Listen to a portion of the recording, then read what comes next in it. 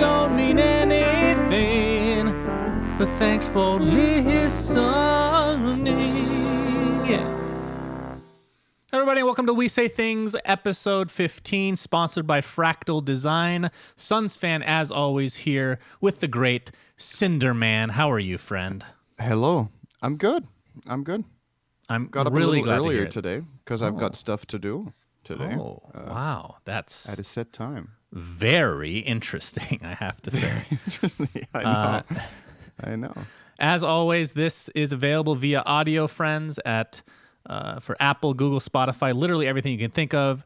You can just go to sunsfan.gg/podcast if you want to see every single option that you have. Also, we stream this live every Tuesday at 2 a.m. PST, 11 a.m. CEST on my Twitch channel.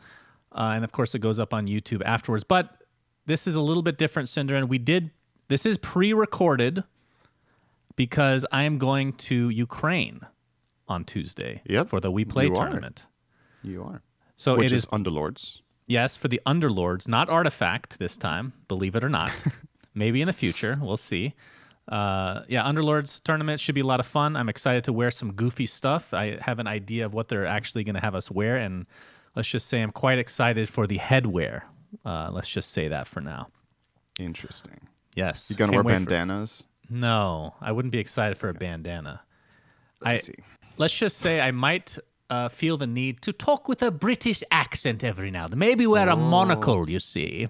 You're Very wear teacups. Teacups? What's that? Yeah, it's a teacup. It's a British thing. It was a really stupid comment. All right, I just want everyone to know that Cinderin made a stupid comment on this podcast. Wow, that's the first time it's happened in Yes. 15 episodes. Keep a tally, guys. Keep a tally. So, Cinderin, we have a few reviews from this week that we'd like to go over. Would you like to read one of them for us by any chance? Well, the ones you've shown me are from June, so I think they're wrong. No, these are correct because remember when I said we could look at not old, but international reviews? I figured we'd go back in time since not a whole lot of people have rated us recently, which, by the way, go rate us, especially on Apple, because that seems to be the only thing people can rate us on. But yeah, go ahead. I think both of these are from the Philippines, Cinderin. Okay, I'll read the lower one then. Okay. From Interestingly Informative from Sexy Baboy 13. I don't know if I'm reading that right. Baboy. Baboy or BA boy? I don't know. It's like somebody who's taking a bachelor degree. Whatever. You guys should definitely make the rants longer. I love it when you guys talk about the more personal sides of Dota or esports in general. Suns fan, why don't you like RPG games? You piece of crap. Just kidding, love you guys. Wait, it doesn't say just kidding, love you guys. He was very honest about that. He fucking hates you. Keep up the good work. From a fellow Suns fanatic. Yeah, so I'm not... That cannot be someone from the Philippines then. Definitely That's sarcastic then. Yes, thank you. And I actually agree. I wish I liked RPGs. Again, the only two RPGs that I've ever personally enjoyed were the original Fable on console and one of my favorite games of all time called Jade Empire. Have you ever heard of that game, Cinderin? That game was super sick. One of the best voice acting games of its time. Big fan. Is that single player RPG or? Yeah, single player, PlayStation, the first PlayStation, I want to say. Maybe the first Xbox, not sure. Anyway, second review is from It Log, the only podcast I listen to. I had to unlock my Apple account just for this review. Thank you. Great banter between Sunsfan and Cinderwin. Been a fan of Dota Cinema, Fails of the Week, Dota in general, and now this podcast. Keep on making fantastic conversations. Best for fantastic. Commutes. Absolutely fantastic. Fantastic conversations. Yes. Best for commutes and showers. How do people listen to podcasts during shower? I feel like what do you need for that? Like I have a waterproof phone, Cinderin. Yeah, I sometimes I'll listen to music while I'm in the shower, right? Okay. And basically what happens is that the sound gets distorted and you can't really hear stuff, so it's perfect for our podcast. Oh, so they can't hear what we're saying. I see. Okay. I've actually just tried doing that. Noise. It makes it better. With my waterproof phone, and it's not good. The speaker's horrible. So nah. Maybe one day it'll work. Continuing, because it's not done yet. As my first love is basketball, second is Dota, make Cinderin love basketball too. He's missing out on so much. Good luck, guys. Oh, and greetings from the Philippines, from a guy who doesn't know how to swim and loves basketball. Excellent. Thank you, friends. Appreciate that. And then it's signed Scooby Imp, which is a totally different name than his account. So there you go. Perfectly normal. Thank you. Thanks, guys, right. for the reviews. Yes, thank you. We appreciate Cinder. And at some point, of course, we're in the time period now where there's no NBA news for probably not for a while. So you can rest easy. Yeah. Take in the information that you've been given before and become a fan. I miss the NBA news already, man. I miss know. it so much. It's funny because we get both complaints and praise for it. I don't know what to think anymore. All right. Moving on to Dota 2 news for this week. And of course, keep in mind, since this is 1 day pre-recorded, is pre-recorded 1 day ahead of time, we may miss some stuff. Yep. That's normal. That's how time works for some people. Yep. Forward Gaming was picked up by Newbee, Cinder. It was like the day after our podcast, I believe. Yep. I actually talked to Slacks and had him pitch Jack, the whole Midas mode idea. And they went with Newbee. So it sounds like they probably got a better deal, right? Unfortunate. Dude, What do you think Team about Midas this? mode at TI would have been so hilarious, actually. Well, actually, I talked with Slacks, I talked with Slacks about the idea, and it was going to be, we make them change their in-game tag and the name to MidasMode.com, September 28th through December 1st, or whatever the dates were, like the whole thing. So when the big announcer comes in, he has to say the whole fucking thing every time. Oh, that would be so funny. So good. I think they would ban that. I don't think so it would be allowed, but it would be hilarious. Put it to the test. Okay. As far as Newbee, I mean, we talked about it last time, right? The players have a couple of options. They can choose to fund it themselves. They can get a sponsor or whatnot. I think the huge advantage for them in having Newbee is that they have local facilities, right? So since TI is in Shanghai this year, they can use Newbee's facilities to boot camp. They can probably help them out with logistics, with the language, with everything that comes with it, so the players don't need to worry so much. And boot camping in China for LAN in China is definitely preferable over doing it in the US, right? And then having to, I mean, you have to fly out either way because the players are from the States, but you don't have as much jet lag going into the tournament. You're more accustomed to the food, to the water, to the area, everything. Because it makes a difference. You have to build immunity for the diarrhea that you will ensue, right, from the differences. I mean, it's a real thing. If some of you guys haven't traveled so much, it's a real thing. If you travel, especially across the Atlantic or the Pacific to completely different areas, the water is just different, and your body needs a bit of time to adjust.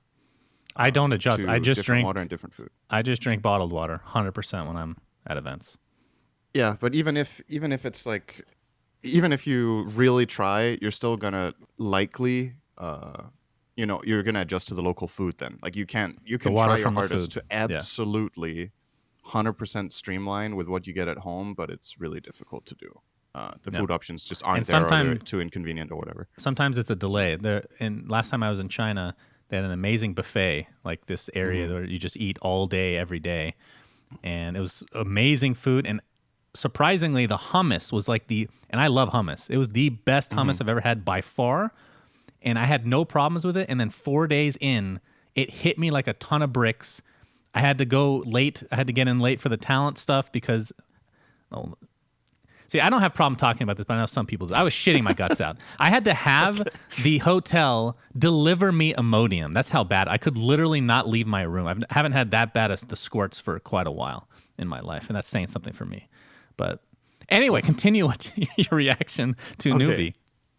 I mean, what we talked about last time was that is it in the team's interest if the org wants a cut of the prize pool, blah, blah, blah. So what I think, this is pure speculation. I have no idea about the contracts, but I'm guessing Newbee did make a statement that this contract ends after TI, I believe. I think there was some wording with the contract is until after TI, but but we are interested in potentially extending it. I think there was something like that, right? Interesting. Oh man, I need to drink a little water. 1 sec. I would say that it's very unlikely they get any prize pool. I would be very shocked. But I will admit, I will agree with your earlier assessment that, I mean, especially in the last few years, it's like when you were in the first couple TIs, I don't think people came and boot camped in the US. It wasn't like the standard. No. The past few years, it has super been the standard because you want to get on the same time zone. People are taking it much more seriously than they used to, right? So that's a huge deal. And when more and more teams boot camp in the same area, you get really good practice partners. You can choose among the other TI teams who you want to scrim against. So some teams will know each other pretty well, and others will have absolutely no idea. And you can strategize a bit. If there's a team you really feel like practicing against gives you a lot of information and good practice, and that if you are to meet them, then you just know each other. That's the game right there. Right. You And can hide we've seen strategies that from everybody else. We've seen that work to people's advantage and disadvantage quite a few times. Yep, I believe absolutely. EG and CDEC scrimmed a ton for TI5, and they ended up facing in the finals, and that favored EG, obviously, in the end. And then TI6, Wings and DC, which I think actually helped DC more than Wings because that helped them Yeah. get second place, even though we did lose to them in the finals. I think so too. That it's very interesting seeing that. Like, it feels like every year it's just two teams that are screaming against each other a bunch end up meeting in the finals. It's so crazy that it happens semi-consistently. Yep. Yeah, apart from that, so my speculation, what I was going to say with this contract is probably something along the lines of Newbee takes care of their boot camp, they give them infrastructure, and what they want in return is the exposure at TI. I don't know if they're paid a salary as well or whatnot, but I think what the players are largely after here is just not having to worry about anything else than the Dota. And if Newbie can do that for them with boot camp, hotel, translation, all this stuff, that is absolutely perfect for them. And like you said, if there's no percentage of the prize pool or if it's a small one, I think that's well worth it. Yeah, I mean, knowing the Honestly. Chinese teams and how much money that they have, generally speaking, in that scene, I'd be surprised if they were real sticklers about the prize pool anyway, meaning the org. I think the exposure for them is a big deal. Yeah, and org, like, you want to be at TI because I guess especially like, in China this year. Yeah, it's the Chinese TI. If you can have your Chinese org there, it gives you great possibilities for finding sponsorships or getting better deals signed for next season, etc., etc. So, not really surprised that they got picked up. Like, we talked about that it was likely an org would get them, but we didn't talk about the Chinese option actually last time. I thought Mouse Sports would be the real deal, man. We were talking about NA orgs. We were talking about would Call swap over maybe? Would they get someone like G2 or would they get TSM or whatever? But it's going to be Newbie. So, and it makes more sense now that you think about it, right? It makes much more sense that a Chinese org does it. Cool. All right. 7.22F came out, well, today for me, and it'll be tomorrow for most people, and even the day after for maybe you. Anything really grab your attention? The first thing that I see, consuming a recipe of eggs.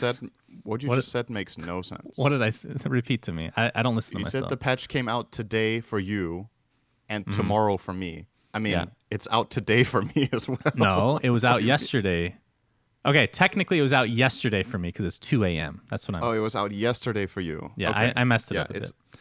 I mean, Aghanim Scepter consumable is 200 less gold, Cinder, and I'm so excited. All right, what changes do you like here? I think this is the kind of patch. I don't really want to go over anything specific with this one, to be honest, because it's very small tweaks. It's like hero gets attributes, hero loses attributes, hero gets a bit of damage, loses a bit of damage, slight cooldown change, slight mana cost change, slight talent changes. You know, it's like really one of those where you just do minor tweaks to multiple heroes. And I think it's because this is the expected TI patch. I think unless something is bugged or something turns out to be broken, the game will not be changed until TI is over. So you were correct, by the way, and that was really fast. That F came out. Remember, I think I predicted that the last patch would be the last one? Yeah. Is there any way there's going to be a G? Not before TI. And I think after TI, there's going to be 723. That's my guess. Because... right after TI? Shortly after, probably. TI starts on August 15th. So that's in 2.5 weeks, roughly. And you need to give teams this much time to practice for the biggest event of the year. So I think they're changing absolutely nothing after this.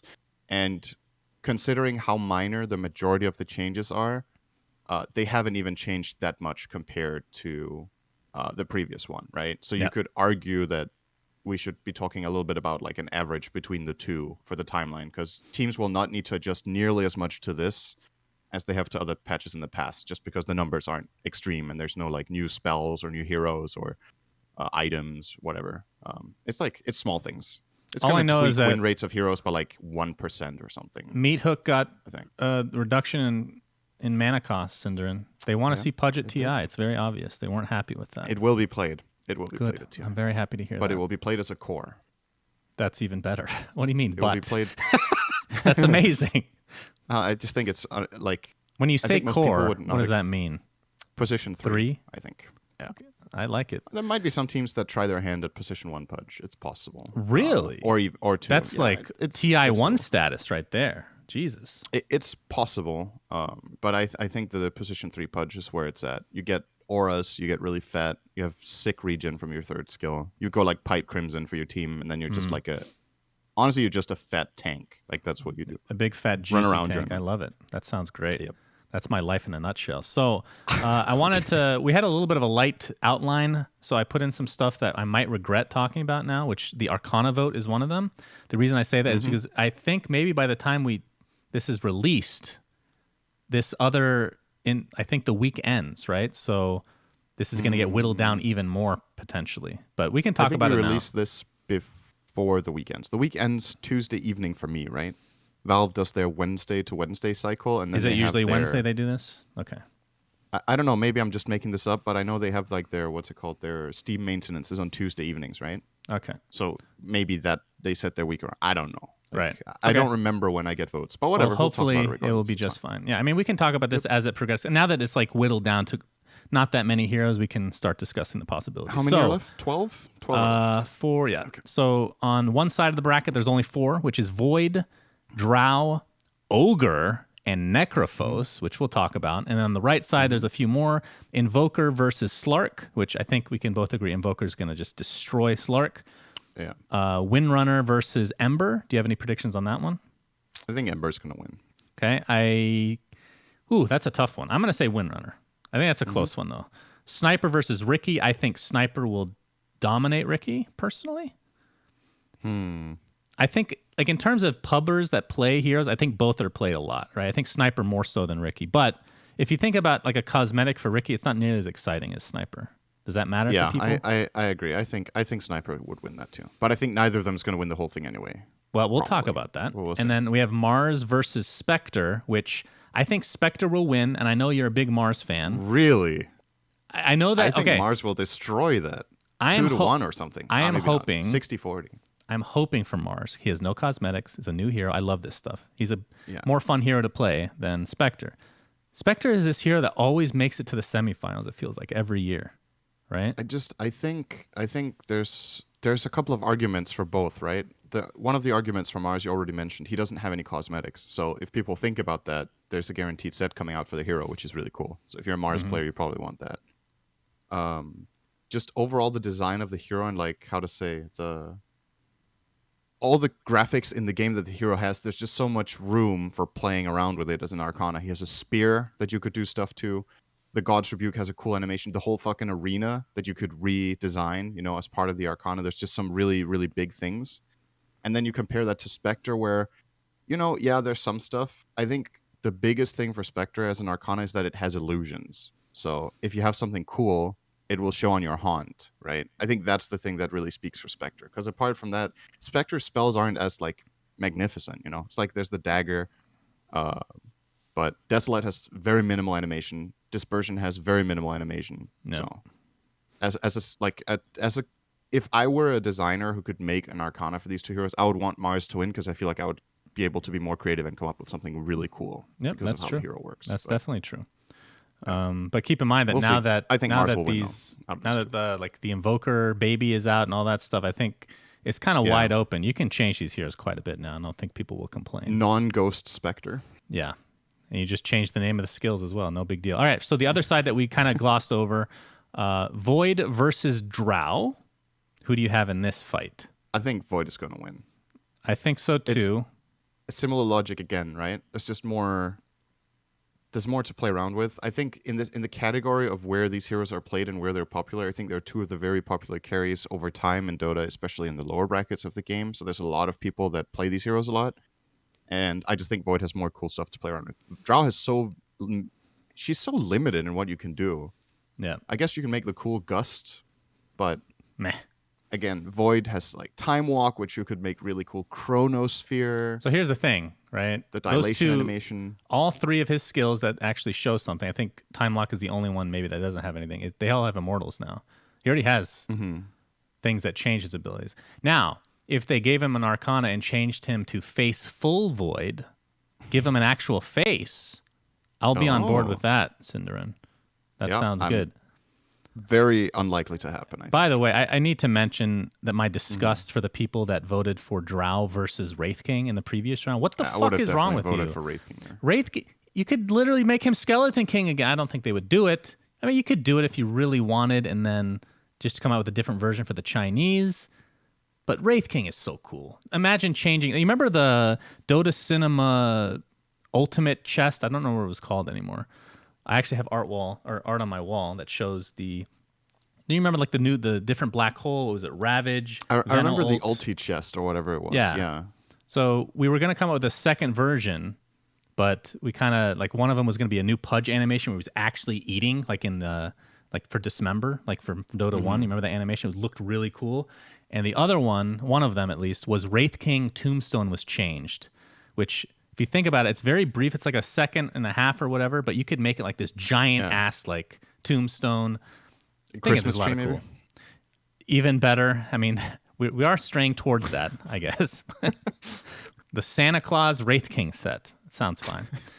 Okay. Santa King. And then the final two on that side are Ogre versus Necrophos. Do you have a favorite in this one? This one's harder for me. I wouldn't mind either.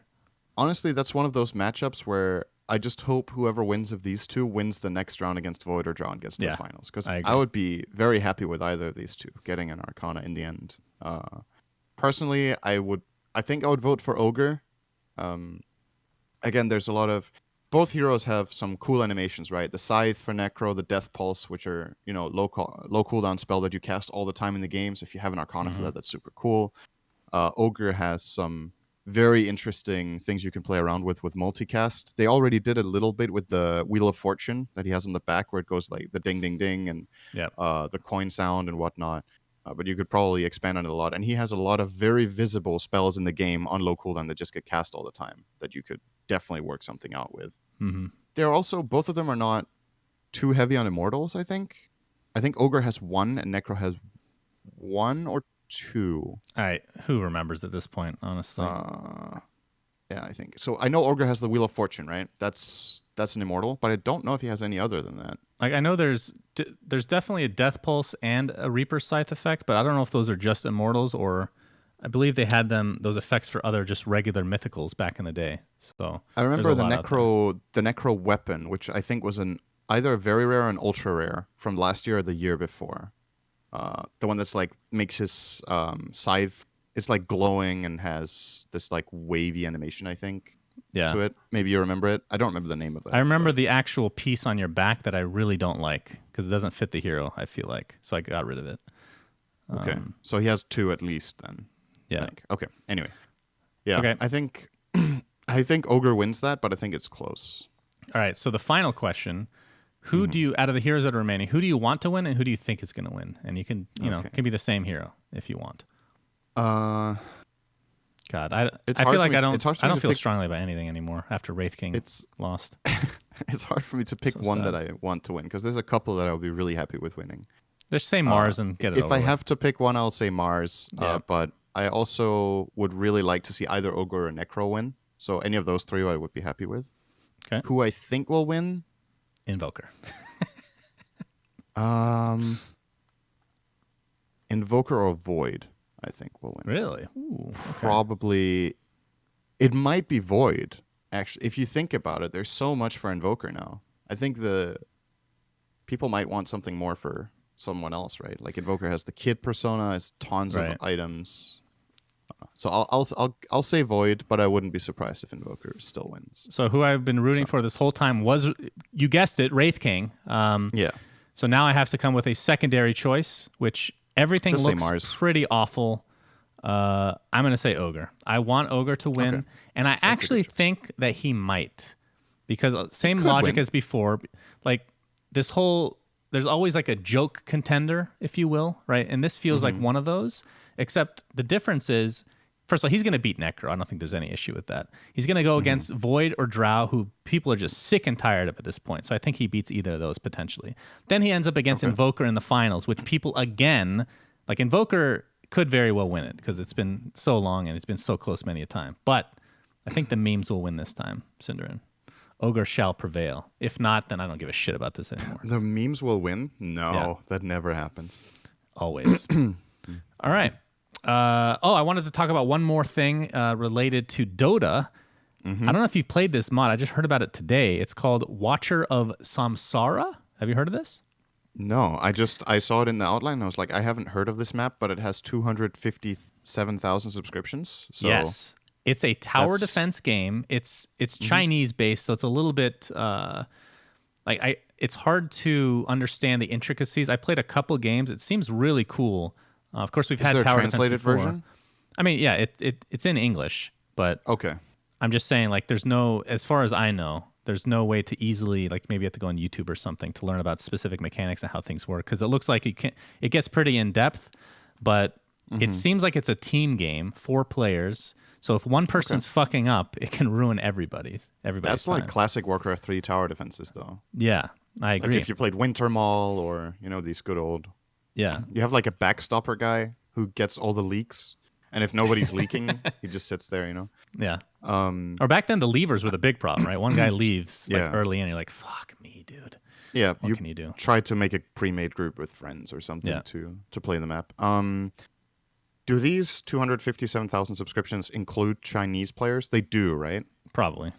Do you know? I would imagine. They're playing on the Perfect World servers, but they are downloading custom games from the same Valve server, or? There would be... No, I don't think... Okay, let's just say you're right and it's 2 separate things, which I think it is. Uh-huh. There's no reason for Valve not to use the number that's combined. Like, there's literally 0 reason to not use it. Yeah, that's right. I mean, that is true, right? So I would expect that to be the full... I mean, that's still a lot. 250,000. I can't remember what Auto Chess had, but obviously it's going to be more. More than 1 million, I think. So but this kind of came out of nowhere. The thing about this, the reason I'm asking this is if, there's bound to be some custom games that are just popular in one region because they just catch on, like the fact that Dota is big in CIS compared to other games is just history, right? And even within Dota, then some games can just catch on in a region and not really in the other one, and this just gets really big in China and just isn't as big outside. That's why these numbers are... I'm curious, because out of these 257,000, 250K of them might be Chinese. And the reason I'm saying that is that, for the game to really catch on as a bigger thing in the West too, you need a player base, right? Yeah. So I'm curious to see how the distribution is like. I think... I mean, I could be wrong, but like in NA at least, I think people like tower defense. I don't know if it will catch on to something like on the level of auto chess, for example. But I mean, tower defense as a concept is much older, right? So it's kind of been, like maybe people are tired of it to a degree. But I think there's some cool stuff. Like you get to choose your heroes. It comes up as like playing cards almost. You can get super rare heroes, for example, and you upgrade them. Obviously, you upgrade their skills. They auto cast stuff. But you can actually cast stuff manually with them, which is an interesting change that I'm not used to. Oh.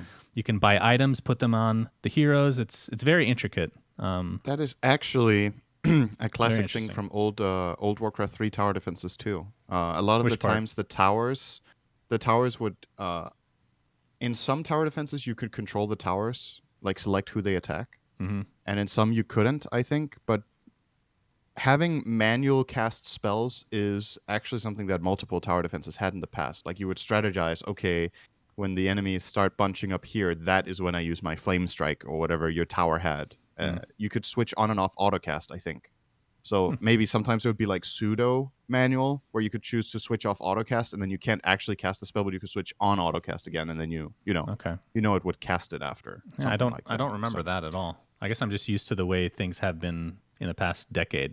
Which is, it's old, right? But yeah. I think the idea of having manual stuff in tower defenses is really good. It's one of the things in auto chess to an extent that would be, I don't know how you would implement it, but it's in a way it's a bit of a shame that you have no control over the rounds. Like you can't outskill your opponent. Like imagine a round of Dota Underlords starts, you see the enemy board. And because of a specific type of units you have and their board placement, you can like outplay them, And they're obviously AI controlled, right? The enemy's AI, but if you could outplay them, it's the same for everyone, right? So if you could do it on every board, then it's like you kind of have it to the extent of how you place your board. Like if you have a corner build and you put in the right side and whatnot, but maybe it would give some really interesting options if units had like actives that you could manually cast on the board. It would be harder to balance though, I suppose. But Yeah. But yeah. yeah, from the couple games that I played, it seemed pretty fun. I'm definitely going to try a little bit more of it in the future. You guys let us know as well how you like it. Okay, and then the last... It was called Watcher of Samsara. Let's just say that again in case people missed that. I think right now it's the most popular mod of the week, so you can check that out. Dota Underlords had another patch. I feel like they're patching very, very consistently. We can talk about this every week pretty much by now. Do you think that's before we get started, do you think that's a bad thing at all? Is there any negative to updating this often? I personally love it. That's just me, though. For a game like Underlords, I think it's good to have frequent updates. I don't know if they need to be every week. I think it would be fine if they were twice a month or maybe even once a month only. But the thing about this game that I don't know if we talked about this on the podcast or outside of it, but I feel like a game like Underlords compared to Dota is at a much larger risk of getting figured out. And what I mean by that is that people play a lot of games in a row. They realize, okay, these units are stronger than other units mathematically, and this is a mathematical game because, like we talked about, you can't really outskill your opponents by playing better. You can put your units better, you can plan better, but you can't. If you have the inferior lineup and you play it the best way you can, you are supposed to lose, right? Right. Where I think right now the skill element is different. There's probably like 5 or 6 really viable builds, which so far in Underlords is like by far the most they've had, which is great. Good, yeah. So a lot of it comes down to, and before in the old meta, being able to figure out your economy was a bigger deal as well. Now it's obviously important, but it's not nearly as important because now you have to make decisions on when you need to go all in, which a lot of times is a lot sooner than you're used to. So adapting to each game that's a skill set for sure, which I personally like a lot. The best game I can compare it to with patch structure is Dota because it's the one I know the best, right? Where in Dota, we get big patches a couple of times a year, and then we get like minor tweak patches. But most of the patches that come out in Underlords are actually big patches because we don't see so many minor tweak things. Like this, for example, to me, if you implemented this in Dota, it would be a big patch. Like half the heroes or many of the heroes are totally changed in values. That's not, no, are you looking at the right one? This is not that big of a patch. The one that we did last week was giant. The one last week was really big. I don't know, like in Dota terms, this would be going from, it would be within the same, like it would be 722 D to E or whatever. Okay, but that's fair. With the changes within that being bigger than what we just had in the last patch, the one we talked about today, which had like minor tweaks, because these are bigger than minor. Arc Warden is totally reworked. Clockwork has totally different numbers. Medusa has different numbers. 2 of the alliances one item got completely changed. The alliance or nerfed. Sorry, the numbers got tweaked. Well, let's go over the ones that are actually significant here. So some of them are not that big of a deal. Arc Warden is the biggest one. His attack speed was changed. We'll go through each line of this specific hero, but we won't do this for all of them because this one's more important. His attack speed was changed. He had it scaled every level, but it was very low. 0.59 attack speed is pretty low as level 1. Now at all 3 levels, he's 1.0, which is a huge improvement. His maximum mana changed from 100 to 0. So this is kind of it's actually a bug. So maximum mana is now 0, apparently, but his skill, which is considered in this current patch still an active with 0 mana, it's actually just a passive, which is what's going to happen. Yeah.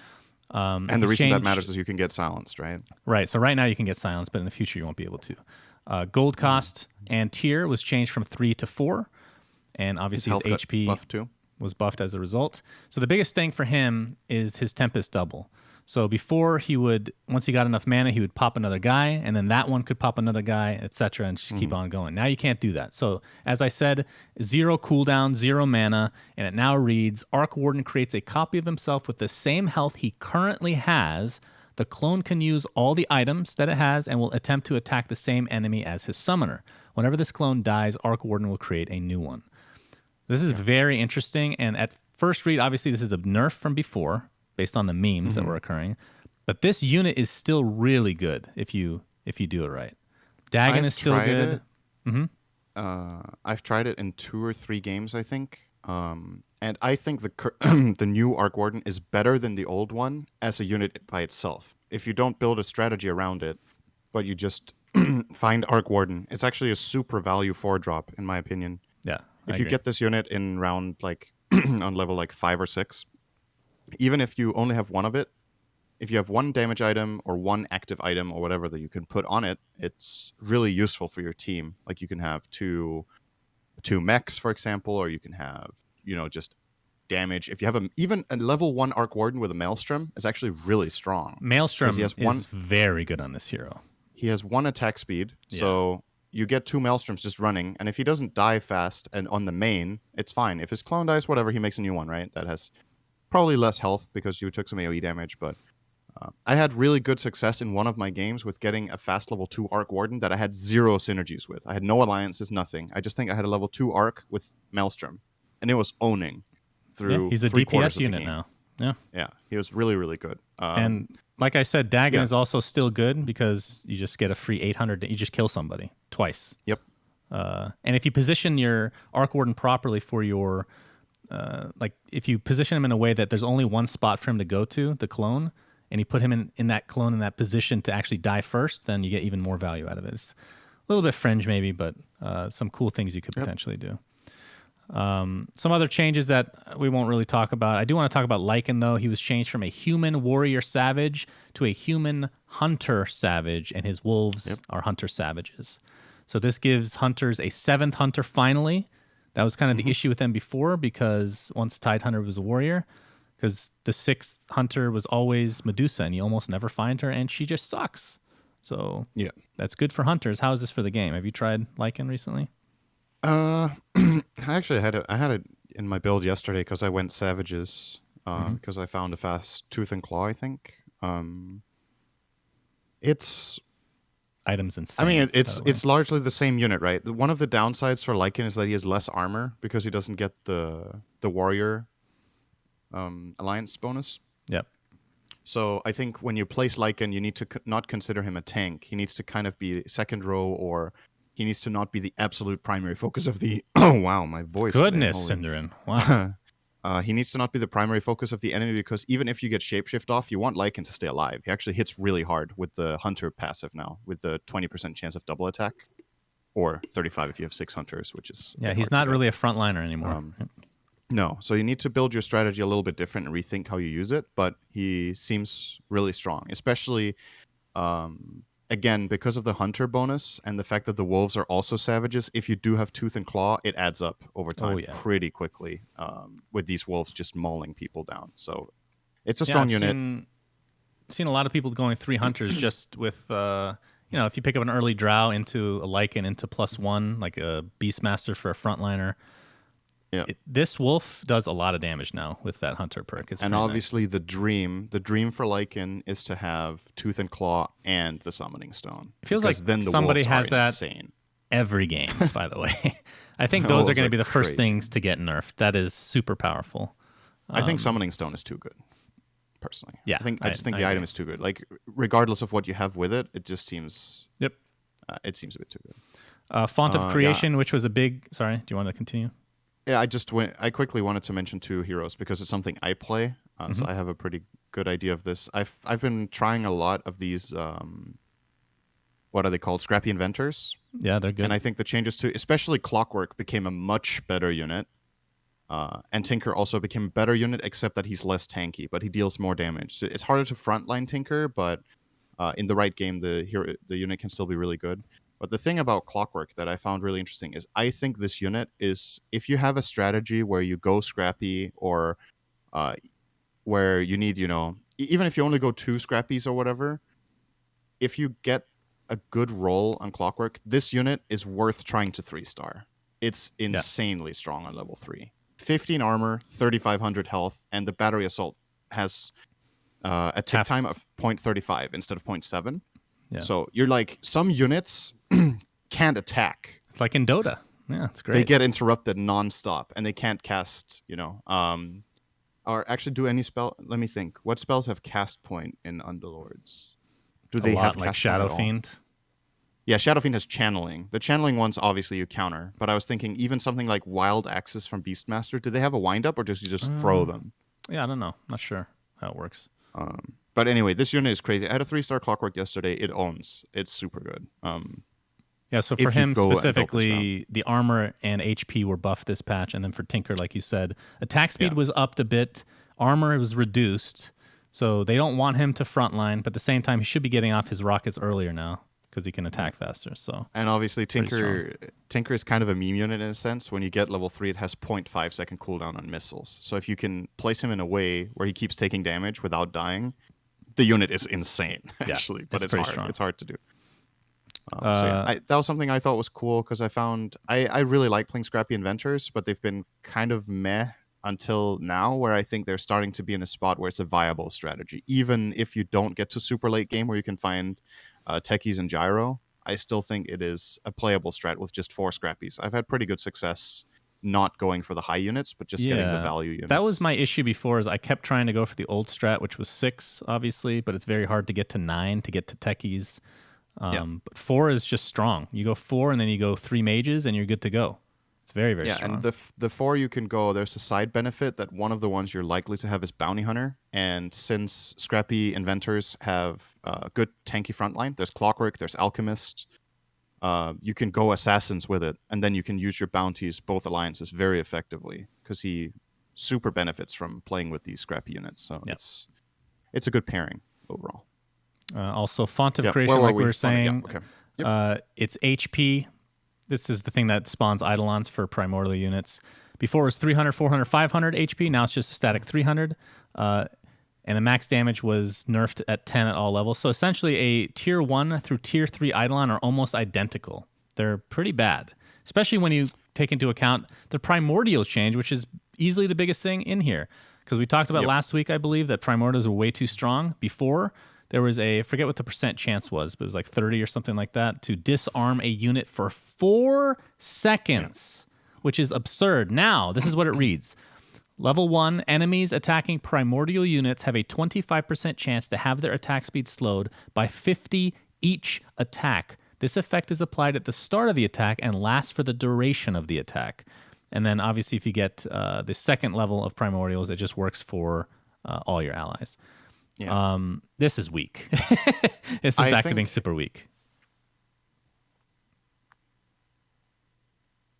Completely changed it, because I think instead of reworking primordial like this, you could have tweaked values first to see how it goes. Like, could have lowered the disarm duration or lowered the chance.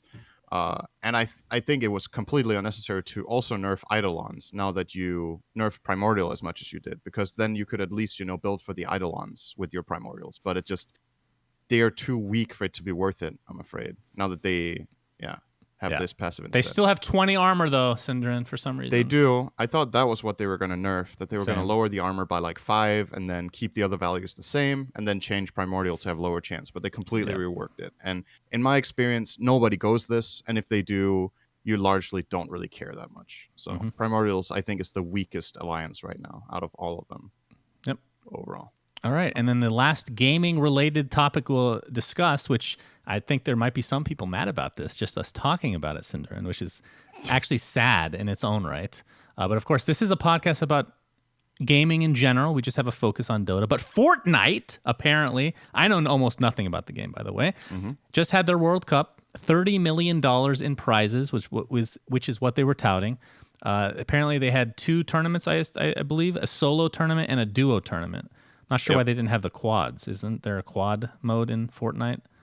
Yes, you can party up to 4 players. So the solo winner was a 16-year-old kid from the U.S. He got $3 million in his pocket, and the duo winners were a 16 and 17-year-old from Europe who split $3 million. And the last thing, and we'll talk about this as a whole, this is the good part I really like about this setup. Money is guaranteed for every qualifier at the World Cup. They get $50K no matter what. That's really good. So last place for yourself for getting there is $50K. Yes.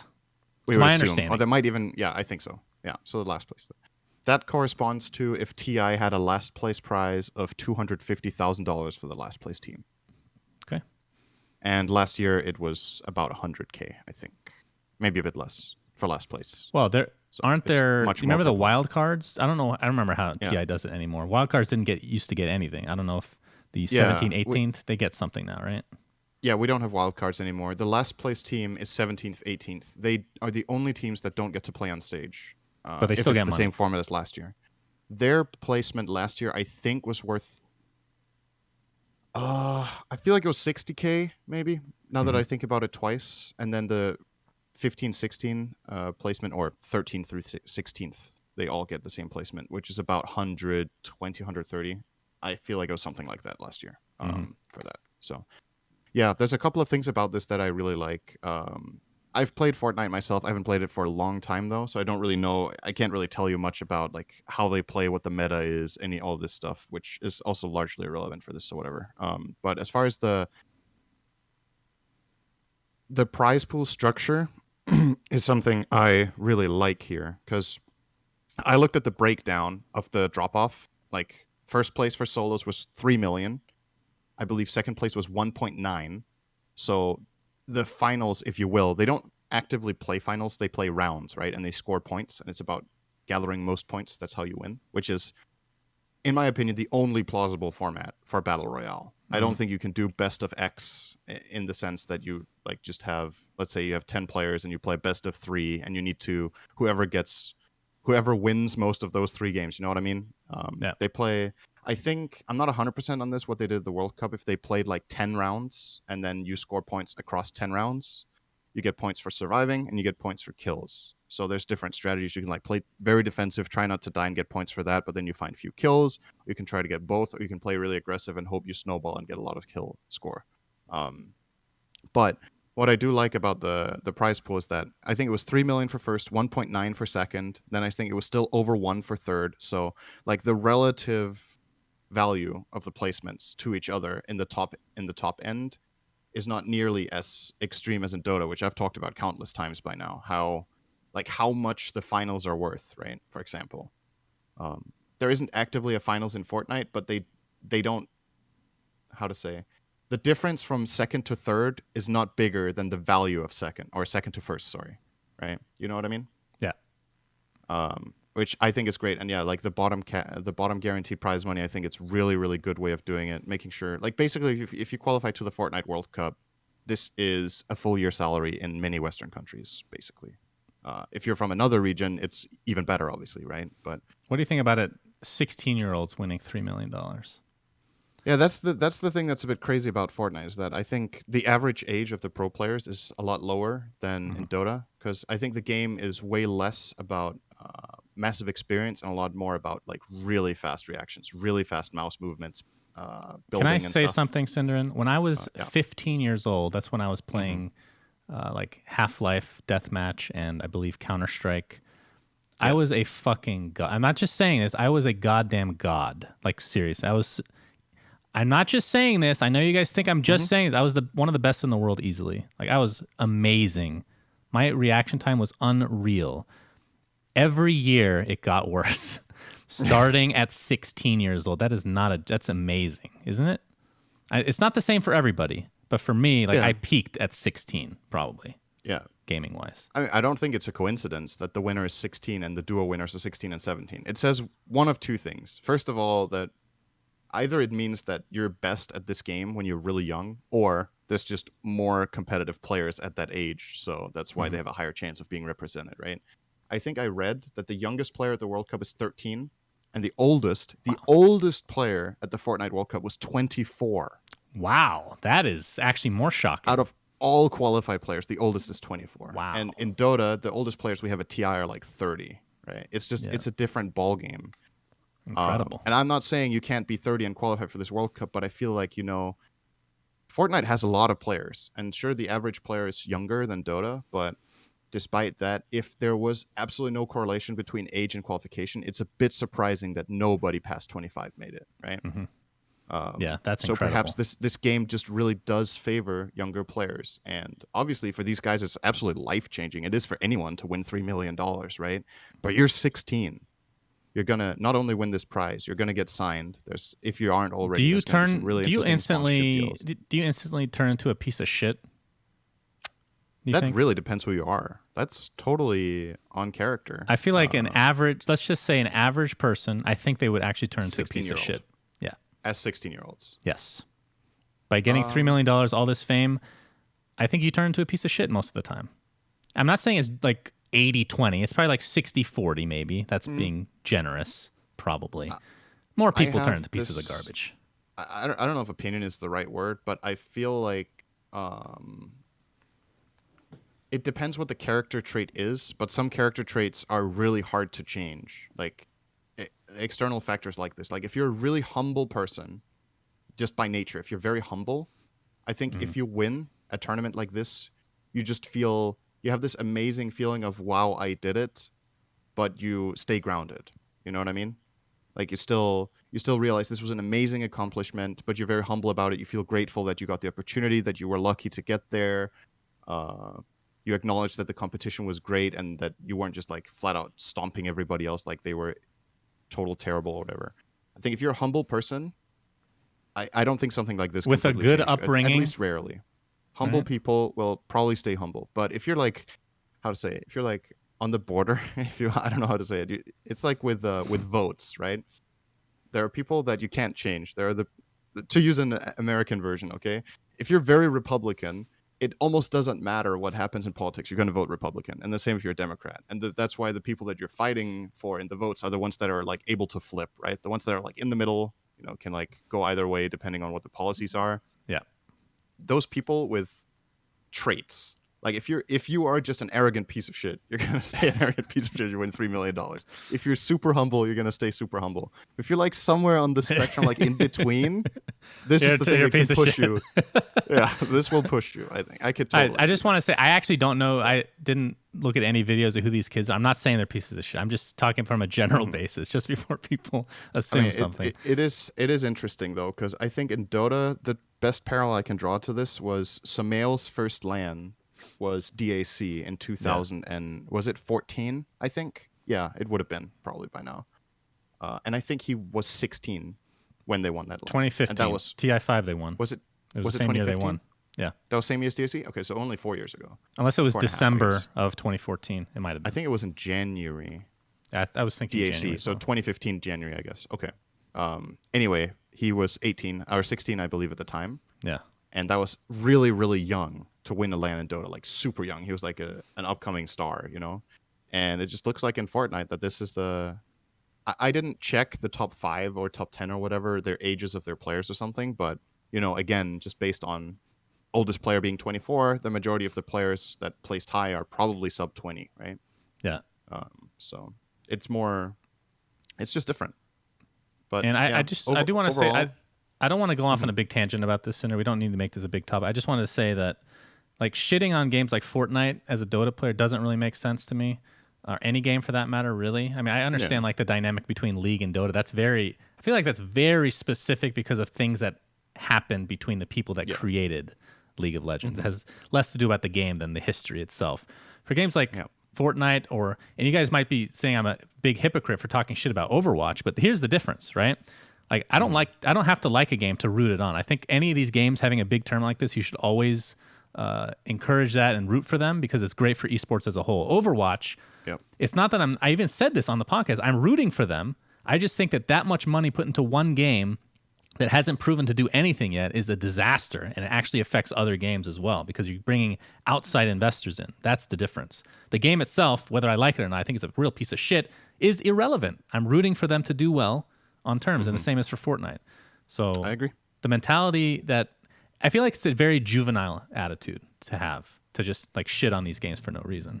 And I think it's something that you kind of grow. I hope you grow out of. At least I did. I mean, it's honestly, I think a lot of the people that shit on a game do it because they don't like the game, not because they don't like the community or because they don't like the fact that they have a big tournament. I don't think people are shitting on Fortnite because Dota is just yes, they think Dota is a better game, and that's why they're hating on Fortnite. They're like, this game is for kids. Oh, look at the graphics, look at the gameplay, it's so bad, blah blah blah. It's not.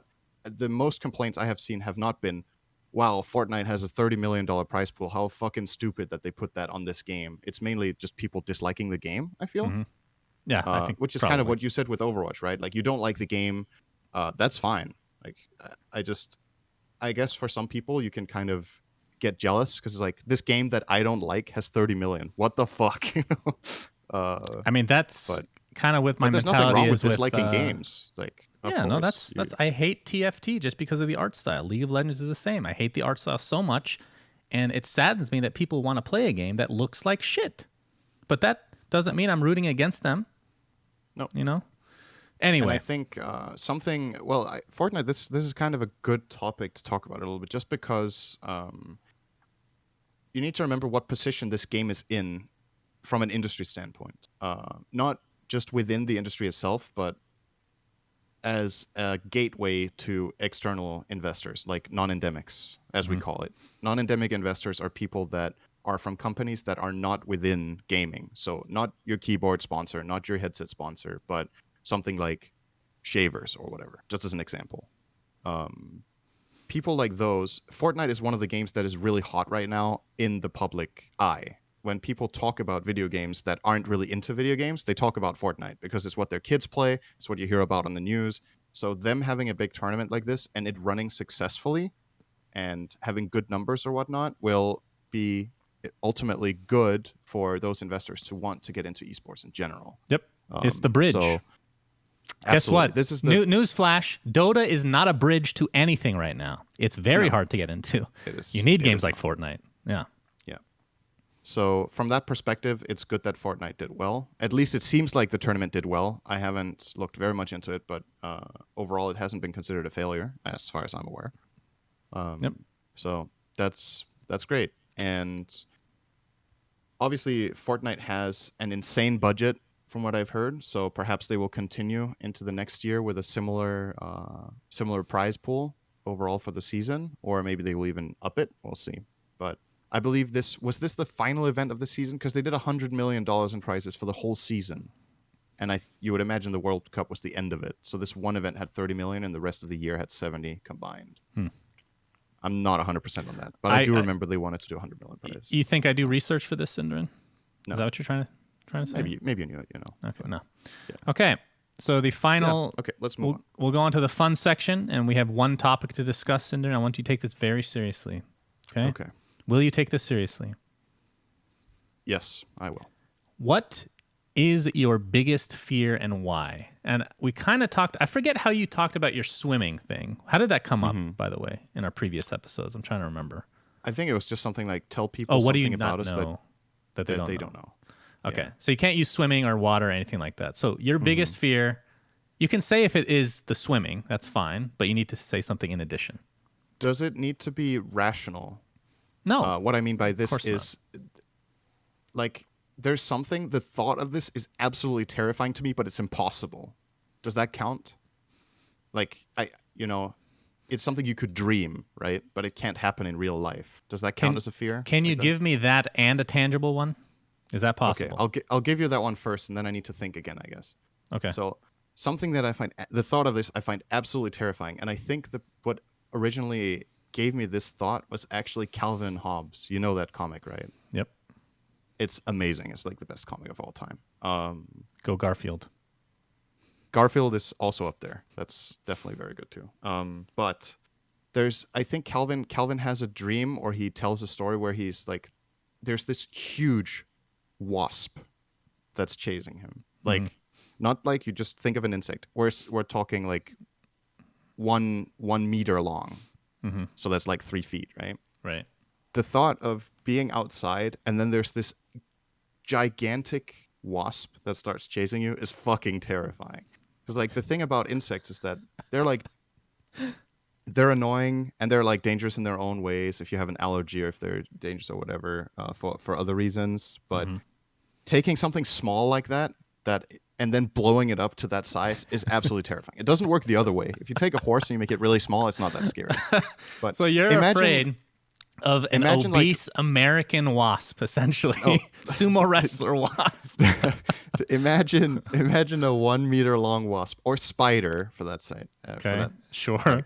Like that to me is fucking terrifying to think about. Like you're just outside chilling You turn around and there's this wasp that's 1 meter long and wide too. Okay, it's not like a little spear. Of course, it's fat But as fucking hell. Sure, yeah, American eats burgers every day. Sure. doesn't that sound terrifying to you? Yes. That sounds fucking terrifying. So I don't know.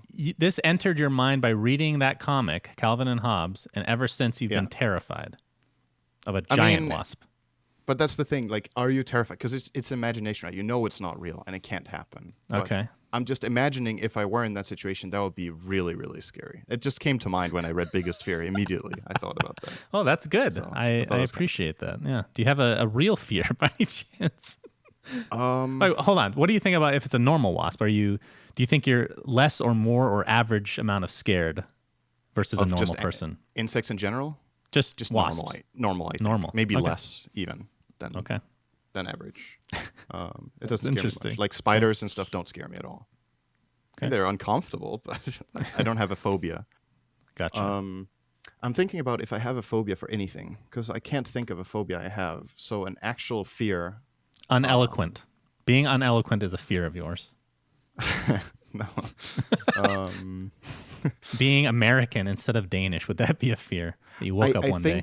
I think my biggest fear that I can think of that sense would be you've heard about these people that like go into narrow caves and then they get stuck Oh, and can't get out. yeah. That is terrifying too. And that can happen, right? Like getting stuck and being unable to call for help and just Isn't being there a unable to movie get like out is 72 hours, 70 something hours where the guy I'm has not sure. to cut off his own arm? It's a true story as well, just to I get out. not heard of that, but yeah, that James Franco plays in the, it. The Good thought movie. of getting stuck, like just actually getting stuck and being unable to get help is Right. very scary. Okay. I think. All right, interesting. So my biggest fear, I feel like I've definitely told this before in a public venue. I just don't know where. And you're telling me, we talked beforehand, and you said you've never heard this story, even though I haven't actually. I don't think so. I just told you it's a bug story. Mm-hmm. I am terrified of bugs. Terrified. In general, or some types. Most types. Like if it's a spider, it's not that big of a deal, actually, which is surprising. Oh, that's interesting. Yeah. If it's the worst is cockroach, by far the worst. But it can be like grasshoppers. It doesn't matter. This is why. And it's funny because I didn't realize this until a few years ago. Like it's been something I've been terrified of my whole life, and I didn't know why.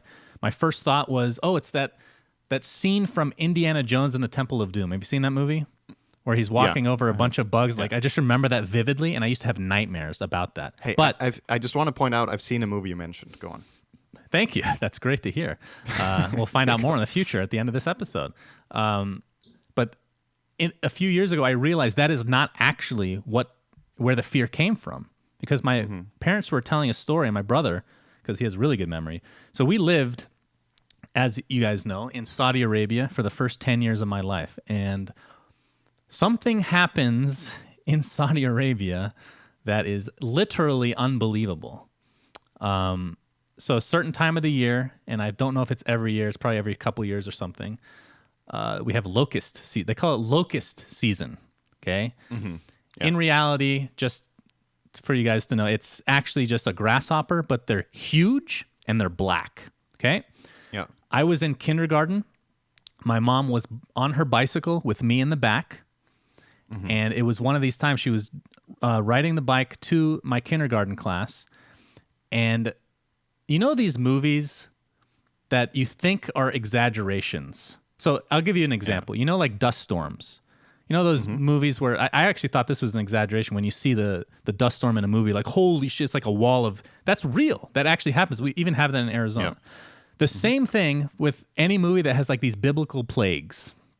You know the one with locusts where it's just a swarm? Like literally you can't see anything. That is what we have, or what we had in Saudi Arabia. And there were so many, and they're just beating me like burr, burr, burr, burr, as I'm just crying and huddled in this fucking seat. I don't know. By the way, I don't know why the fuck she was riding her bicycle outside in this time of but that's another story. That's a whole nother story. Mom. These things are just beating the shit out of me, and I'm just crying. My eyes are like, no.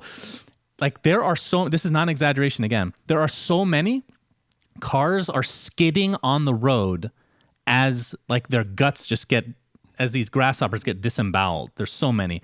They go through like a tree and eat all the leaves. This is this is real. This actually exists in real life. And because of that one experience, which again, we had this many times, but it wasn't as bad because, I learned not to go fucking outside during this time because I actually had control maybe in kindergarten. I just do what I'm told. But because of these fucking things beating on me, I am beyond terrified of bugs. Irrationally so. So when you say biggest fear, you just mean those bugs in general getting near you, or is like a specific scenario with them that you're scared of? Is your biggest fear to get into a locust swarm again, for example? I mean, of course, but no, just general experience. If it's a small bug like a ladybug, I don't care. It has to be a certain size, and if it flies near me, I freak the fuck out. Like it's pretty bad. It's embarrassingly bad. I know this is very specific and probably a random question. Let's say you're sitting at a restaurant, and you're holding a glass of water, like you're drinking water, and an insect like that were to fly next to you, and you notice it. What do? Do you slowly put the water down, or do you actually like toss it and panic? Like, how serious is it? What kind of bug are we talking about? If it's a fly, then not as big of a deal. Let's say it's the ones you really don't like. Cockroach, then. Yeah. You see a cockroach as you're drinking water. It'll be an instant reaction. It's not like this. I have time to think. That's my instant reaction. Is to GTFO. And I'll make like you wouldn't like. I'll make a scene. Would you throw your glass? I don't know.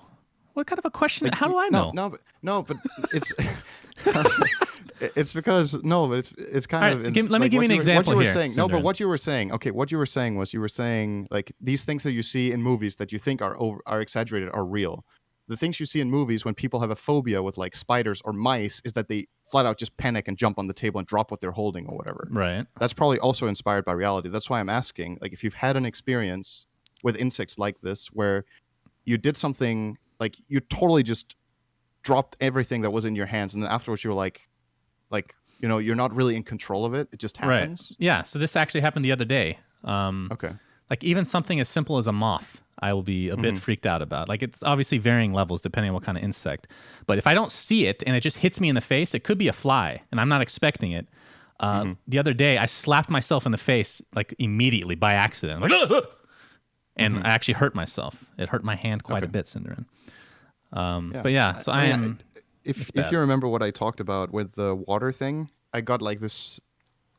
When you have that experience, you get more of like respect and understanding of like what happens to people when they have like phobias or when they panic, right? Because I was the story that I told, if you remember, I was next to the edge and I could have just grabbed on and pulled myself up, but you like black out, like your mind just stops working when it happens. You just total panic. So that's why I was curious, like if this kind of phobia for you, if you have like similar experience where it's just like you can't control yourself. It's just, I mean, there is this insect here, and until that is gone, nothing works in your mind. Like it's just, I've gotten a little bit better. Like if I see it at a distance, then I'll act appropriately. I'll avoid it. I won't freak out. But that's like taken a lot of time to hone in on. There was a recent experience. Well, by recent I mean like 5 years ago. I was at Wendy's, of course, because I'm a fat ass, and I was in the drive-thru, and as I'm putting my window down, I noticed a bunch of grasshoppers like bouncing up and down by the window. I'm like, holy shit. So I go up to the window and they can see all these grasshoppers and they can see that I'm terrified. I'm like, how am I getting my food? I had to drive around and they had to come out and give it to me. That's how terrified I am of these fucking grasshoppers getting in my car. It's definitely irrational, but if you think about it, because of my experience, it makes a little bit of sense, at least as a kid. Very impressionable and whatnot. So all right, so that does it for this episode of We Say Things. Cinder, have you watched In Bruges yet? I have not, no. Thank you for joining us, everyone. I will, Yeah, next week. Well, you guys just wait with bated breath to see if Cinderin finally watches the greatest movie of this generation. Suns fan and Cinderin signing out. Until next time, goodbye, friends. We say things that don't mean anything, but thanks for listening. Yeah.